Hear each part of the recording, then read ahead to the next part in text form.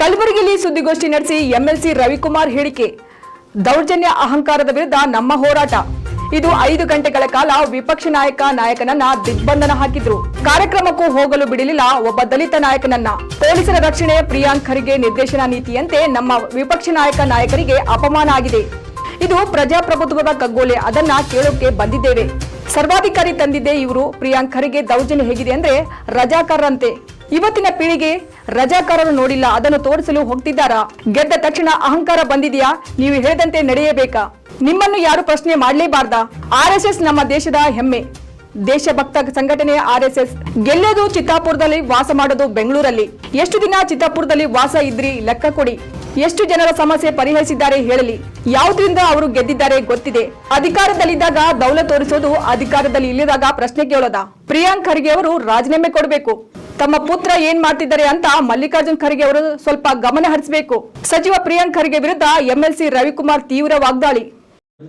ಇದು ನಮ್ಮ ಸಿಟಿ ರವಿ ಅವ್ರಿಗೂ ಈ ಸರ್ಕಾರ ಹೇಗ್ ಮಾಡಿದ್ರೆ ನಮಗೆ ಗೊತ್ತಿದೆ. ಮಾಡ್ತೀವಿ. ಈ ತರ ನಮ್ಮ ಅನೇಕ ಕಾರ್ಯಕರ್ತರು, ಅನೇಕ ಕಾಂಟ್ರಾಕ್ಟರ್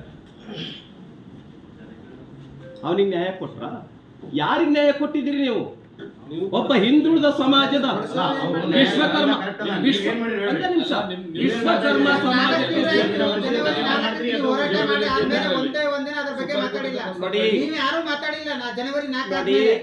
ಈ ಬೇಡಿಕೆಗಳನ್ನು ಈಡೇರಿಸತಕ್ಕಂತ ಪ್ರಜಾಪ್ರಭುತ್ವವಾದಿ ಸರ್ಕಾರವೂ ಬೇಕಾಗತ್ತೆ. ಸರ್, 4ನೇ ತಾರೀಕು ಆದ್ಮೇಲೆ ಸಿಂಗಲ್ ರಿಯಾಕ್ಷನ್ ಒಬ್ರು ಕೊಟ್ಟಿಲ್ಲ. ನೀವು ನೋಡಿ, ನಾವು ಅದಕ್ಕೋಸ್ಕರನೇ ಬಂದಿದೀವಲ್ಲ.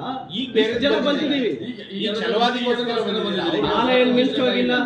ನಾವೇ ಕೇಳ್ತಾ ಇದೀವಿ, ನಾವೇ ಪ್ರಶ್ನೆ ಮಾಡ್ತಾ ಇದೀವಿ, ನಾವೇ ಹೋರಾಟ ಮಾಡ್ತಾ ಇದೀವಿ. ಹೋರಾಟಕ್ಕೆ ಪೊಲೀಸ್ ಸ್ಟಾಪ್ ಇಟ್ಟಿಲ್ಲ. ಮುಂದುವರಿಸ್ತೇವೆ ನಾವು ಹೋರಾಟ. ಇವತ್ತು ಹೋರಾಟ ಮಾಡ್ತೇವೆ, ಗಡುವು ಕೊಡ್ತೇವೆ.